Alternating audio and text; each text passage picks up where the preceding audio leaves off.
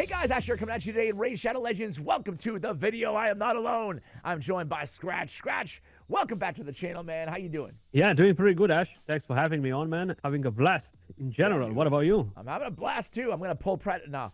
I was gonna pull an ancient shard right before your very eyes. Actually, you can't even see my screen, but if you can guess the rare that I pull right now, I will. I'll give you $1 million. Go ahead. Who is it? If I guess the rare. The rare. Guess From the an rare. ancient. Barbarian. Okay, a barbarian. Okay. I think it's the hill nomad. Woo! Dude, I was a little scared, low key, that you were gonna get it, and my viewers are like, "Whoa, Astro, Skratch $1 million." Elder. Damn! You see, I've been. Oh, that was so freaking close. It was literally the one next time. Right? That would have been a good video. I know.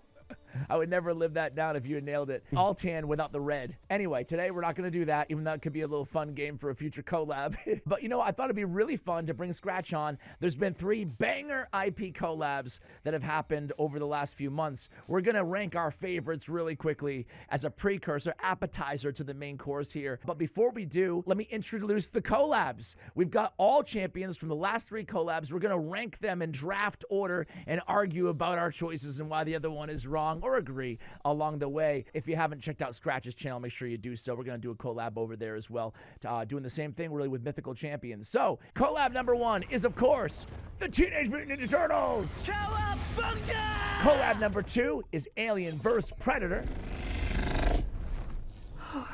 So, technically, I just want to fight, right? And collab number 3 is, of course, Assassin's Creed. The worst monsters always seem to be man-made.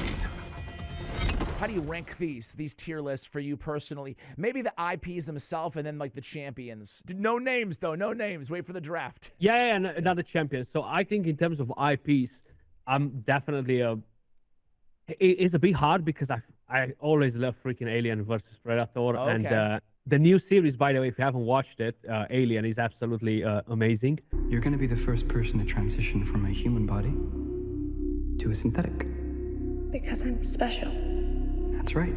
I don't know, the turtles, they're great as well. I always love the turtles too. So I think my most favorite out of the collabs will have to be Alien and Predator though. It's just, I've been a bigger fan. I've been a bigger fan overall. Yeah, I think so, yeah. Okay. And then number 2? Then the Turtles, and then Assassin's Creed, yeah. Okay. I'm sure a lot of folks will agree with you. What about you?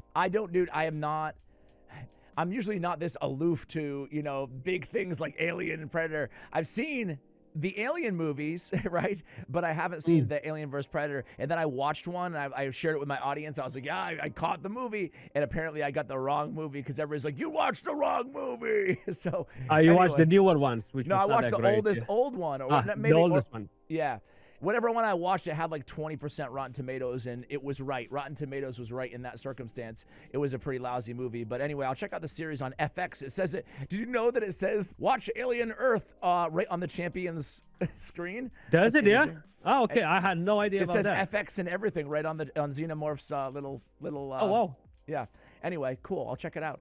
My order would be Ninja Turtles number 1, Alien vs. Predator number 2, and Assassin's Creed number 3, because Assassin's Creed I know even less about than Alien vs. Predator. It's just like I said when it came out to my audience, really happy for you if you're a fan. This one just was a miss for me in terms of the IP. That doesn't mean all the champions were a miss though. So without further ado, let's have our little draft off, man. You are the guest, so I'll let you pick the worst out of all of these champions. These are all the legendary champions as part of all 3 of these IP collabs. Go ahead. The worst of the worst, right? This is an easy one, I think. Yeah, I think, in my opinion, the worst of the worst, it will have to be literally Shredder. Ooh, I think so. Yeah, I disagree. Do you? I just don't like him. I tried playing with him. It just felt like really, really weak sauce, you know. Okay. Wow, man, I'm shocked. Listen, I'm not gonna lie. It's not like Shredder's super high on my list either. But and honestly, yeah. This is a list. I say this every damn list, bro. But like, this is a tough one because there is a lot of depending on what your PvP or PvE and yada yada yada. Yeah. That being said, Shredder, I'll share where he is on my list when we get to him, but he's not on my bottom 3 actually on my list. Shredder for me is, but he's right after that. He's bottom 4. Shredder for me is really cool because he's tanky and he has all that annoying evasion. And, you know, I think he brings some cool stuff to the table in terms of, you know, his leech and his destroying enemies defense and stuff, the built-in cruelty mechanic, the triple hitter on the A1. The problem is, and you said it, it's just the damage. He's not really, you know, he's not going to be, you know, wowing you at all. So he's more of like a, I don't know, he's like a support, tanky kind of damage dealer. So they just didn't hit the nail on the head, man. Shredder looks so cool, though, bro. I wish he was good. I wish he was really good, you know? It does look cool. That's the thing with me and these champions, you know, like one, they're intended as damage dealers because he's intended as damage dealer. The easiest way to look at it is look at the crit damage. He doesn't have 50% crit damage. He's a damage dealer, right? They've built them like this, right? And they just let you down so much when you see that he's literally doing worse damage than an epic champion that I just cannot bring myself to try and justify and argue and make a case for this champion that, no, he can do that. Yeah, but then there's epics that can do that too, in a way or another, you know? So that's why I get to kind of like hate the champions because of it, you know? And it gets personal. I hear you, bro. I hear you. You know, we'll stop talking about Shredder after this, but like basically it's the kit, I love it. I love the kit, man. You know, he's got some Predator vibes to him, you know, who we're talking about way later in the video. He's got some Predator vibes to him. He's hard to kill. He's maybe a little Taurus, but he's just missing that damage to your point, which is a bummer. So, all right, my worst was actually April O'Neil, who I think she was an interesting champion, an interesting Fortnite character here in Raid Shadow Legends. Yeah, that's how I'm saying it too, yeah. Is she your number 2 worst or no? Yeah, I mean, she's kind of like head in head with Shredder, but just because Shredder made me hate him a bit, I had to put him first, you know? It's personal. Yeah, it's definitely personal with him, you know? And listen, April has the you know, she has the extra turn, the increased accuracy, the decreased turn meter. You know, you read that A3 and you start to talk yourself into her. And then the rest of the kit, it's just all it couldn't do more than just disappoint and disappoint and disappoint, man. It's just like, even when I first read this Ace Reporter passive, like, I'm sure my viewers will tell me in the comments, like, you were excited about this, because I was like, ooh, I was too. Maybe there's some potential here. And then I got my hands on her. It's like, dude, this is underwhelming. This is all very underwhelming. And then like, what does she do? She doesn't really do much. She was cool when, you know, you could nullify or whatever the the Fire Knight, but they fixed that bug, and now I feel like she's super underwhelming. You could use her maybe in progression just as a simple increase accuracy, you know, champion. That's about it. Yeah, you know. Yeah, pretty much. Yeah, that A2 is really useless. Like when I saw the kit, I was like, oh my god, this champion will counter this, will counter that. And then I tried her, and I was like, she wasn't countering nothing. I was like, what's the whole point of bringing something like this into the game if it actually does nothing? It's just like fancy text on it, you know? Indeed. She was very, very disappointing. I can definitely see you arguing that she's the worst, like 100%. Okay, but all right. It's just not as personal with her. At least she's got the look, you know? I understand, man. Who you have next on your list here? We're doing a pick 'em, like a draft pick 'em, like a snake draft here in our fantasy league. It gets a bit more complicated from here. It will have to be one of the assassins, and I would probably put Cassandra in there. Ooh. I'm just going to overreact to every pick, Skratch. So, that's fine, that's fine. No, you didn't. Yeah, I think so, bro. Like, look, I'm just quickly gonna make my case with her, right? Do it. She does have the fancy A3 that can keep her alive. Unfortunately, if you're trying to be like, oh, I'm gonna do a solo Sand Devils, I'm gonna do a solo something. It's just so much RNG with when she's going to buff with that skill. It is on a long-term cooldown, right? 4-turn cooldown. It's just not something that you can rely on too much. Yes, it's great to keep her alive, but she's single target damage. Her damage is not insane. I know some people try to sell her like, oh my god, she's the Chimera Shredder, destroys the Chimera and all that stuff. And she brings no utility to the table except a single target defense down and HP burn. So if I'm looking at all of the rest of the assassins, right, I'm like, yeah, something just doesn't do it for me. At least the other ones, they do bring some form of utility to the table for PvE or for PvP. If we're looking at the turtles, I think the turtles, they're far superior, you know? Yeah. But what's your pick? No, Cassandra is a very interesting champion because I saw, I don't expect you to watch all my content, Skratch, but I saw that, I don't think it was you, I think it was Nub Raids, Bronco, and MTG Jedi. All had, it was hilarious one day on my YouTube feed, bro. It was Nub Raid saying she's terrible on the thumb. And She's MTG amazing. said she's pretty good on the thumb, and Bronco said she's amazing. And I'm like, oh my God, this is like YouTube in a nutshell, Raid YouTube, right? Yeah. So I had not played tested her by the time I saw all those thumbnails. I didn't watch the videos because I wanted to have my own opinion. And I walked in erring more on the side of Nubraid, saying she was terrible. But honestly, finding her like out, it's kind of like when you go into that bad movie Skratch and you're like, not expectations weren't that great. And then I was like, you know what? The unkillable thing, that is cool, but it is more of like a cheese, like, you know, it's not going to be a reliable strategy, probably in most situations for most players. But I will say one thing, to your point, is that she was like C plus B tier in the arena. Like, she was very interesting with the stuns and the damage on the A3. And then in terms of PvE content, when I just threw her in like random teams and mediocre gear, she was putting out some decent damage. So like that told me honestly that like she can provide some usage, right? Because you said yourself there's a gap between the lowest and now where we are right here. I think she is an interesting progression champion. I went for her because I wanted the first Argonite and stuff, whatever, too. Same, yeah. But at the end of the day, she's going to be a faction war only for me, so I really can't disagree. I didn't have her next on my list, but she was only one up from here. Who's your next one then?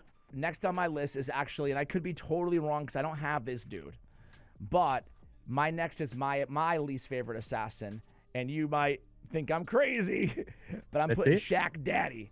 Basim Ibn Shaq. That's exactly what I had on my list too. Okay, well, so we're actually pretty close, because then my next after that is Shredder. So we're just taught, you know, a few, you know, here and there. So Shaq is a pretty cool champion, honestly. And this is the part of my list, starting with Shaq, that I think that everybody's pretty good, actually, you know? And they might not all be S tier, but I think that everybody's good from here on out. So Shaq is cool, but to me, he's not as good as a Xenomorph or the other assassins. Correct, He does have, the extra turn, which I love, but he doesn't bring like the busted mechanic or the busted utility, the ignore stone skin, the mitigate critical hits, all the extras that all the other assassins bring. So although he's cool, and I love the extra turn going into the AoE, he's not doing enough on this first ability on the Perfect Veil, in my opinion, to really get me excited about him. What about you? The main thing that I do like about him is the part that he brings the block active skills, which can be great versus mythical champions, can go through the immunity, right, to the block debuffs. But his damage is really lacking, and if you're looking at everything else in his kit, it's really hard in justifying that the champion is amazing, right?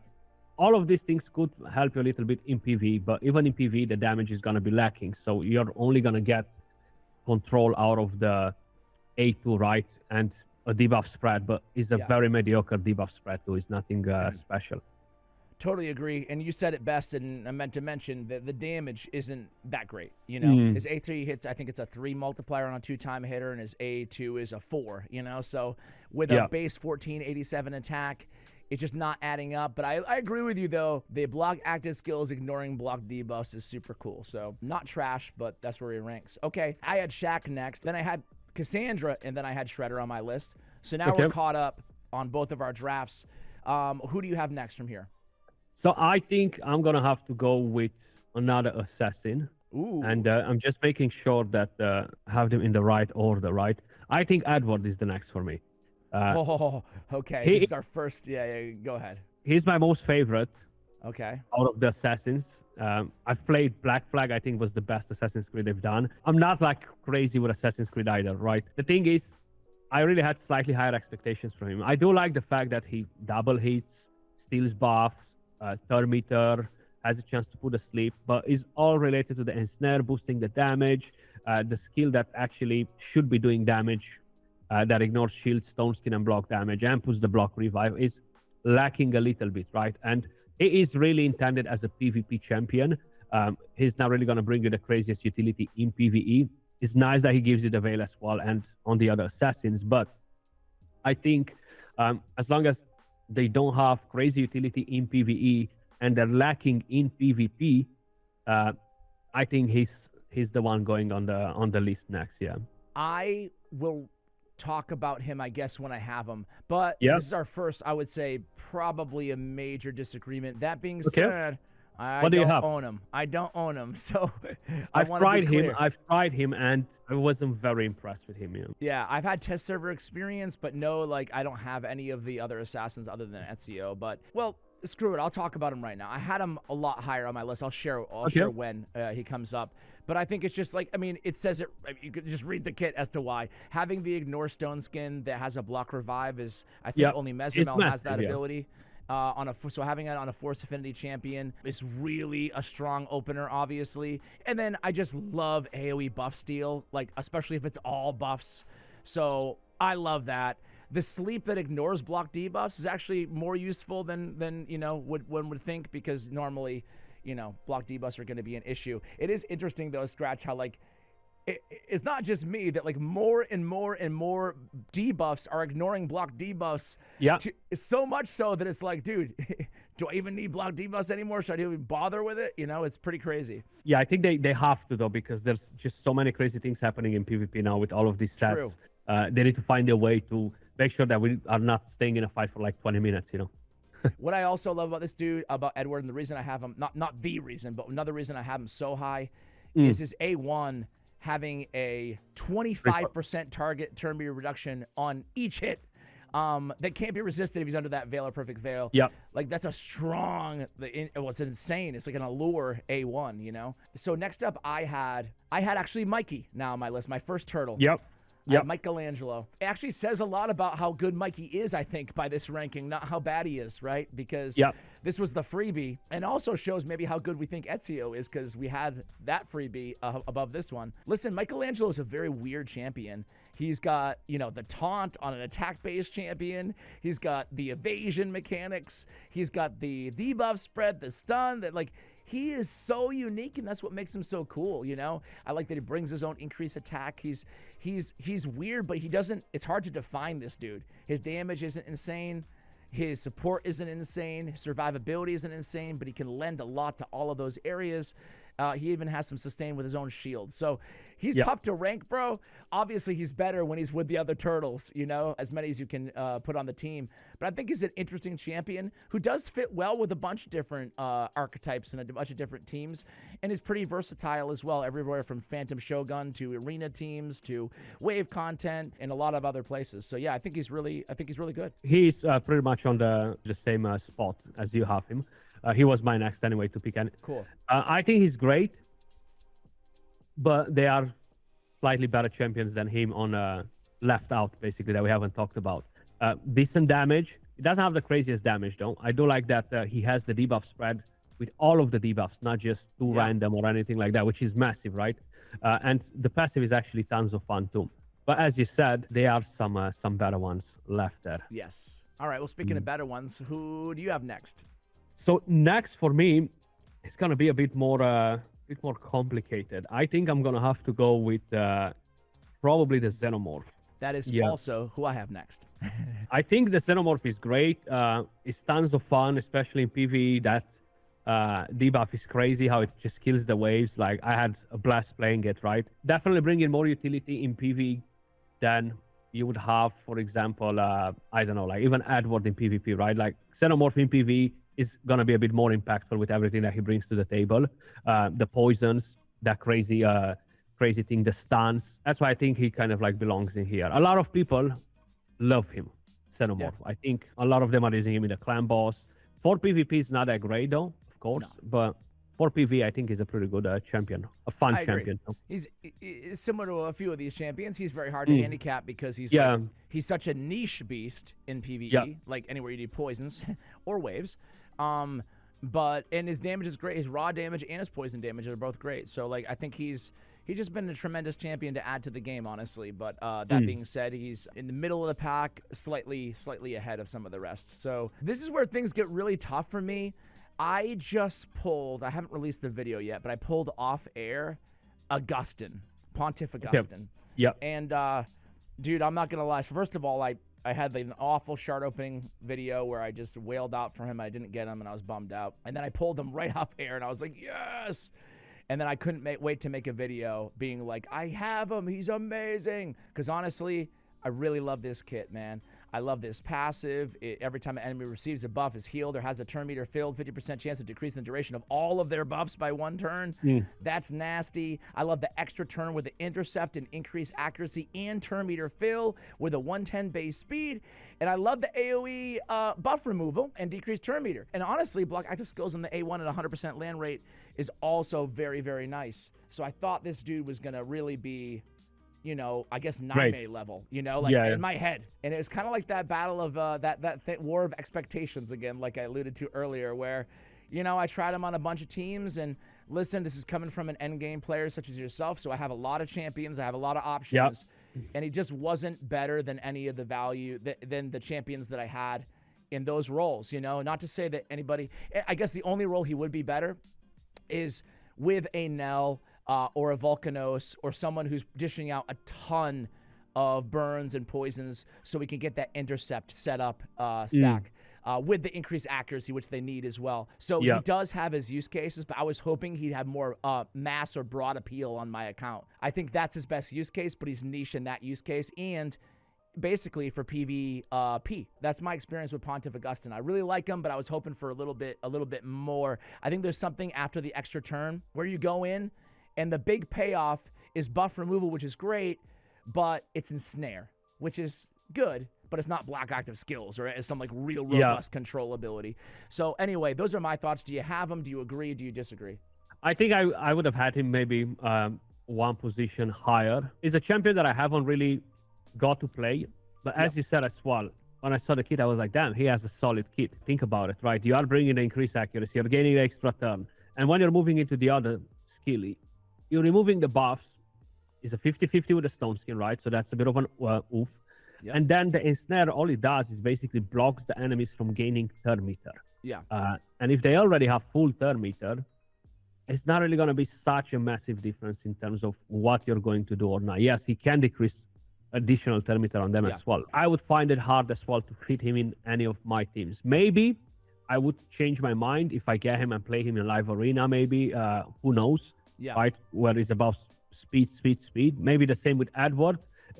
Truth be told, with the test server, it's just so hard. It's so hard to test champions because the teams that you're fighting there, they're rubbish teams. Like you barely find 1 or 2 teams. Like I'm fighting your team and I'm fighting another team, but I know, okay, this might have gear, because you're going sometimes versus champions with no gear. You're going against some creators who haven't played Raid in 4 years, you know? Like and you're like, what the defenses, heck? You know? Yeah, exactly. And it's very hard to say, okay, this champion sucks. This champion is amazing. So I always tend to do another video once I get a champion on my account and be like, okay, maybe I was wrong before, or I thought he was better than I gave him credit for and stuff, you know? Yeah. Well, maybe I have him. Maybe I should have him 1 spot or 2 spots up. I've only had him for a couple days on my account, but I played extensively, and I think he's great. I really do. He's a really good champion, really cool, very unique as well. But I think there's just something about the ensnare. Like, I get it. Reduce their turn meter and then make it hard for them to gain it back with the ensnare. Like, it makes sense. And again, like, the intercept is really awesome, but then he can't set up defense or attack-based champions, damage dealers either. You need to rely on somebody else with, you know. It's not to say that he's useless. It is. I think he's really good. I think most accounts will love this guy, and I like him a lot too. So there we go. That's enough on Pontiff Augustin. I think I would go next for Raphael. Me too. Man, we're in lockstep here. Yeah. It seems like it. Yeah. I think he's a good champion. It's nice that he can put a block revive. He has a lot of utility for PvP, but he really lacks everywhere else, in my opinion, right? And if you are using him in PvE without the other turtles, that's where you actually see that he's really lacking compared to, let's just say, other legendary champions that they don't necessarily need to be some crazy ones, but I just feel like he's a bit behind in terms of that. But I totally block agree, revive is the thing. And I hate the fact that the berserk that he lands is either going to be blocked, either can be cleansed, and that's basically like so counterproductive for his kit, you know? I agree with everything you said. As a matter of fact, like, maybe Pontiff should be above Raph just because he has a bit more versatility, you know? So I hear you there too. I have nothing to add, man. He's great with all the turtles, and that A1's nasty. He has to be respected on the battlefield, but he might be a little bit one-dimensional compared to some of these other champions. Yeah. Next up, man, I have Ezio. I think I would I would have him a bit higher, but that's just because I had so much fun playing the champion. I would have him higher than the other assassin, but That's Bayek. they- Bayek. yeah, you can definitely make a case and be like, no, the other one is better because he has that uniqueness to his kit, and he brings more utility for a Chimera team or anything like that. But I think Ezio is an awesome champion. Like, I had tons of fun playing him. I love how he just melts enemies. If they don't have stone skin in PvP, you're gonna put poisons. If you have the right relic, they're dead anyway. If they have stone skin, you're gonna put bombs and they're dead. So I think it's a pretty good one. Yeah, it's tons of fun. Me too, But man.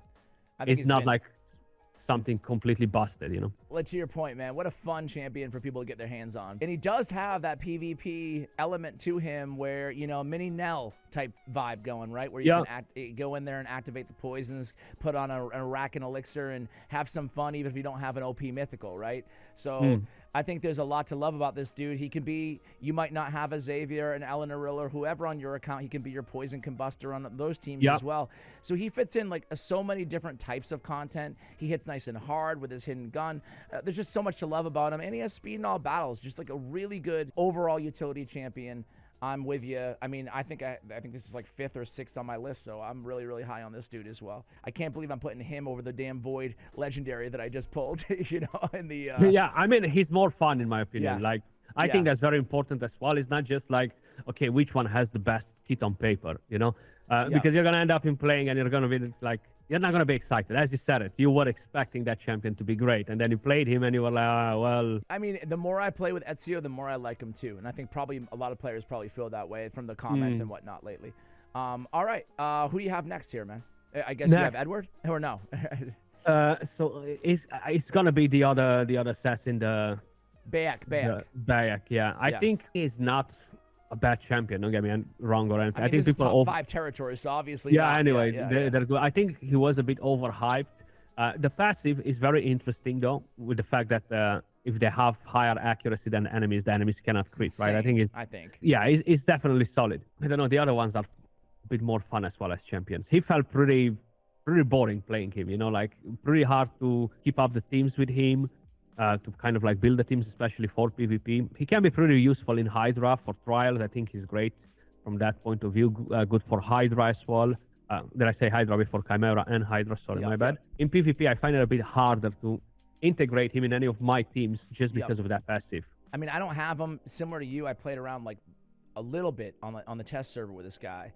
I have him ranked. I mean, well, at this point, I only have 4 champions left on my list. So he's ranked really high, and boy, he's super intriguing to me. But maybe I'll have an experience like you where it's just like it looks amazing on paper, but I don't end up using him that much. That being said, I mean, to provide an increased accuracy, a perfect veil, and increased defense on everybody with the extra turn, and then going into an AoE, decrease accuracy, decrease resistance, and a provoke maybe for 2 turns. Holy mackerel, that's just a lot. I mean, he becomes what? Is there only 3 champions now in the game who have a 3-turn perfect veil or a 3-turn cooldown on a perfect veil? That's very strong, in terms of PvE content, you know, like especially if you're thinking about Hydra, like he brings so much to the table for the Hydras, and even for Chimera trials wise, it's crazy good, you know. Yeah, so he has everything in the world that you'd want, right? And again, I mean, that Suez Pride, that passive, dude, like that intrigues me, and it feels like, ooh, I want to get my hands on that to make some really gnarly arena teams with, you know, just basically leaning on that accuracy. Wouldn't it be the most annoying thing to go against? It's not easy to kill them if they have him in the team, and they do have higher accuracy. Right? Like you just put like a freaking Fabian and a Carnage and just like, and maybe you build a high accuracy Embreeze and just have this team that can't get crits. I mean, oh my word. A passive like this gets me so like hungry to try out different combos, but sometimes passives like this too, you think they're just going to break the world, and then, you know, they can land a little weak in action. That's kind of like how it felt a bit to me, you know. I had Bayek ranked 5 on my list. I actually had your Edward, like I said, a big discrepancy, as 4 on my list. The Ignore Stone Skin guy. So that was our biggest gap that we have. But I think that brings us to both of our top 3. Is that correct? I think so, yeah. Okay. Yeah, 3. It should be 3. Yeah, all right. Correct. Feel free to go up because I just did 2 in a row. Oh, you did 2 in a row. Okay, Well, so or I can go next if you want. It doesn't matter. to me. it is getting a bit harder now with the 3 Yes. champions that we have on, because you can argue it and be like, well, he's so good in PvP or he's so good in PvE, right? Yes, 100%. And so I'll show I you guys think- on the screen who are the 3 that we have left in no particular order, by the way. I think just for the simple fact that without having at least one turtle with him, so let's just say there's solo standing champions, right? I think I would put next probably Leonardo, but Ooh. I think he's crazy powerful. But if he is on his own, I think he suffers a bit, and that's a handicap for him, in my opinion, right? I see your point 100%. Like, you're right. These top 3, it really just does depend. I mean, there's no doubt about it. I think that Leo at his best is probably the best, right? Meaning Yeah, on an exactly. all-turtle team, right? Yeah, he's like that. Yeah, like no questions asked. And he's still a threat It's on a crazy. non-all-turtle team. He's still a threat, but just not the type of threat that he is with the turtles, you know? I had Leo number 1 on my list, but Okay. it was taking into consideration that you're running at least a couple turtles with him, you know? Like Yeah. at least 1, but probably 2. So Yeah. I can't argue with your point of it just in a vacuum, which is a fair way to look at these champions. That number 3 is appropriate. So I'm cool with that. I like that ranking. I think that's fine. This is probably the toughest one because it's really what do you like most in the game, you know? Yeah, exactly, And exactly. I'm actually going to go with, for number 2, I'm going to go Predator. Yeah. I would 'cause I go the think- same too. Okay, cool. Because Predator is like, just, it's cool to watch a champion brand new, and then like Being annoying.